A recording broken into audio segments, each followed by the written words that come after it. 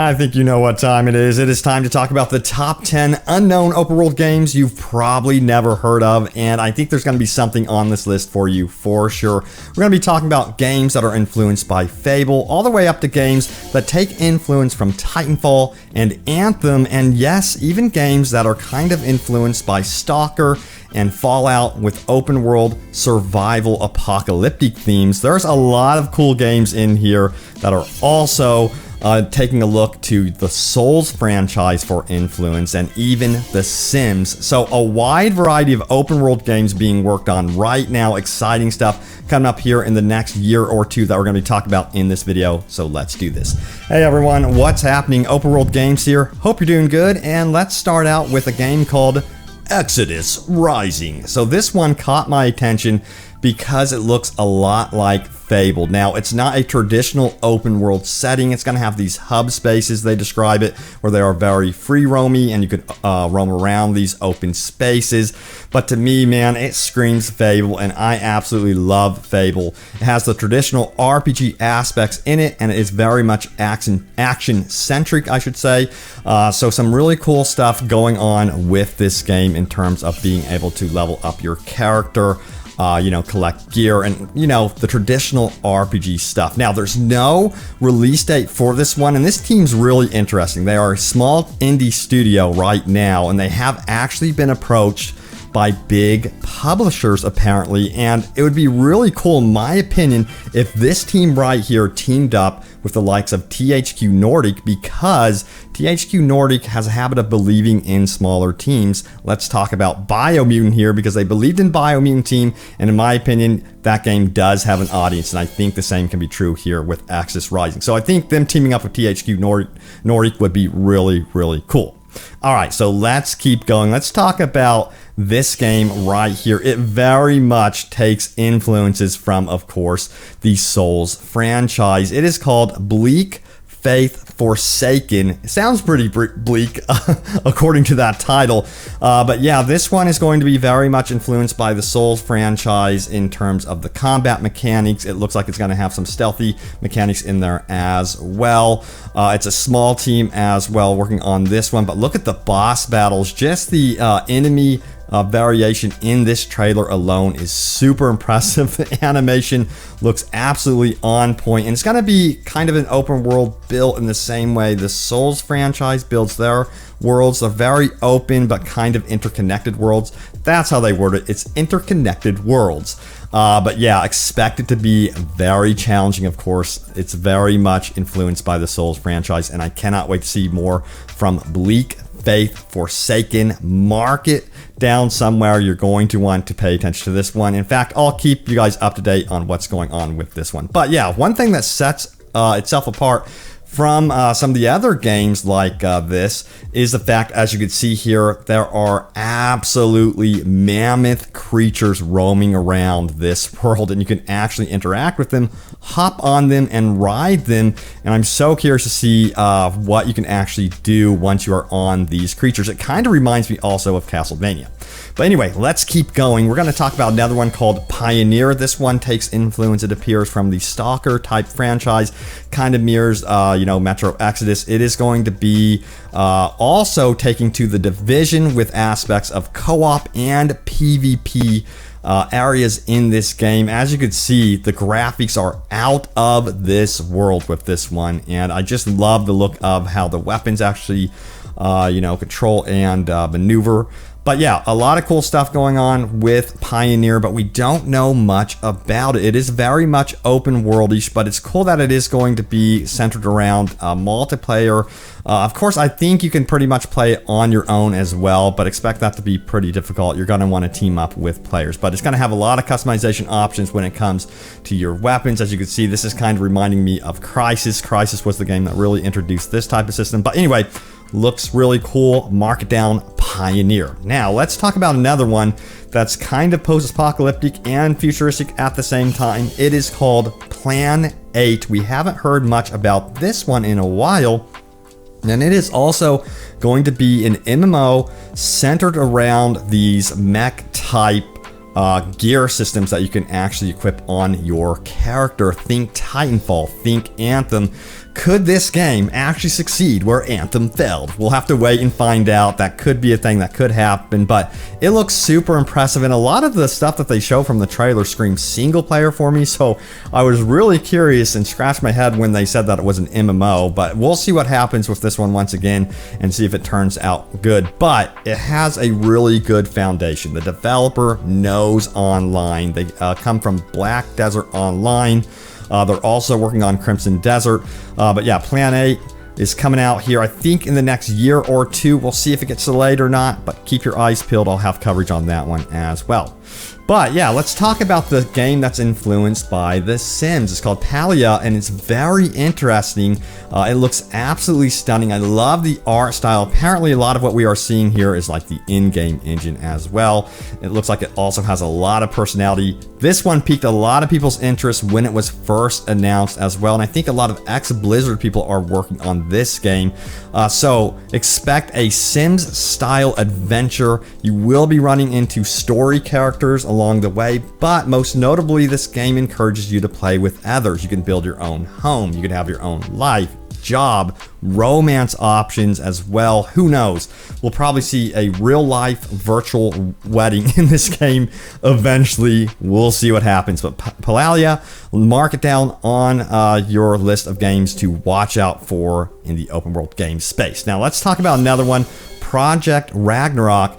Now this looks stunning. We'll see if this actually pans out to be true. This is an interesting one because it's kind of going by the Genshin Impact way of developing. It's going to be free to play MMO. I think it's going to have 40 to 50 players per instance, and it is going to be an open world, but they're first focusing in on mobile, and then it's going to be coming out on PC, and then I think perhaps eventually console. But the development of this one is very weird to me that they're not focusing just on PC first and then spreading it out. But we'll see how it goes. Genshin Impact, people absolutely love that game and cherish that one, despite it being, you know, gacha free-to-play experience. But yeah, most notably, the combat looks action-packed, but the frames here have some major drops on it. So I really hope that they can hone in on this and fine-tune the game and actually flesh it out to be a really smooth experience. So yes, Project Ragnarok, we'll see what happens with that one in the next year or two. Now this one really caught my interest right here. It is called November Eve, and it centers around a dragon-infested open world. I've always wanted to see something like this since, you know, I love Reign of Fire. Love that movie, so I want to see an open world that has the dragons where you roam around it. Now what's interesting about this project, November Eve, is the fact that it's being developed by one person. So we'll see if that team expands or if this guy can get hired and have his own team that he can kind of lead, because I would really want to see this thing work out because it looks really cool and I absolutely love the concept. Now this one cracks me up. It is called Palworld.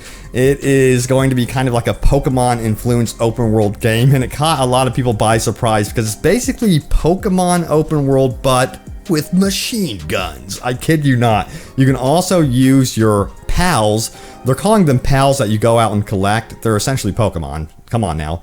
But you can use them as shields, throw them around, and do all sorts of hilarious stuff in this game. So I am extremely curious to see what type of audience goes after this game. I think it could actually be really big once it comes out because it looks like a super hilarious time to me for sure. But I think it's going to have a lot of elements from Pokemon that people will actually, you know, take to with this one. But anyway, this is Palworld. It's being worked on right now, and it should be coming up here in the next year or two. As you can see, that part cracks me up. But anyway, moving on, we're going to talk about a vampire open world game. It is called V Rising, and this one is really interesting. We don't have many vampire open world games at all. I've always wanted to see a Castlevania open world game. But yeah, this is interesting because it's actually an isometric top-down open world experience. And I'm like, that sounds actually really unique and cool, and also it looks beautiful. It's going to have RPG elements to it as well. You'll be leveling up your character and that sort of thing, and have some very vampire-influenced themed I guess you'd say worlds that you can explore or environments that you can explore within this world. But I'm super impressed by the actual look of this game so far, and I hope it turns out really good because I think it would be cool to have a vampire-centric open world that you can actually explore. Now it's time to talk about another game called Breakwaters. This one is, I think it's gonna come out and it's gonna really take off perhaps. They say it's like Valheim, and it looks really cool. It's called Breakwaters. Once again, it's coming to PC and then I believe consoles later down the road. The idea behind this game is going to be an open world survival game, but it has some really unique mechanics with it in that you can actually influence the water, create rivers, lakes, that sort of thing. But as you can see, it has titans that roam around this world that are probably the biggest threat in the entire world. And like Ark Survival Evolved and those sort of games, you're going to be building up shelter, you're going to need to survive, you're going to want to get food, farm, that sort of thing. And yes, it is very much an MMO survival type experience, and you can even create dams, which is really cool to see that there's something out there in this type of genre where you can actually influence the water and create rivers and that sort of thing. So I found that to be very interesting about Breakwaters. So this one is coming up here, I think later in 2021, as I recall. It's entering alpha and beta and that sort of thing. You'll see influencers and YouTubers playing it as well. But yeah, let me know which game out of this list excites you the most. There's some really cool games being worked on right now. Honestly, I'm very curious to see what this Exodus Rising is all about. I just love Fable. I cannot wait for the next Fable game. I really hope that turns out to be good, and I think this game would be fun to play while we wait for the next Fable for sure. And then of course, Pioneer looks absolutely stunning. The graphics are out of this world. It has a lot of influences from Stalker and of course the Fallout franchise, at least in my opinion, and I cannot wait to see what they do with the actual gameplay mechanics. Hopefully all the systems work in this game. You guys know how it is when it comes to some of these games. We'll see. I'll cross my fingers that a lot of these games on here actually pan out to be really good, or at least there's some hidden gems on here that we could talk about in the future and go, they nailed it. But I think the safest bet is Palia.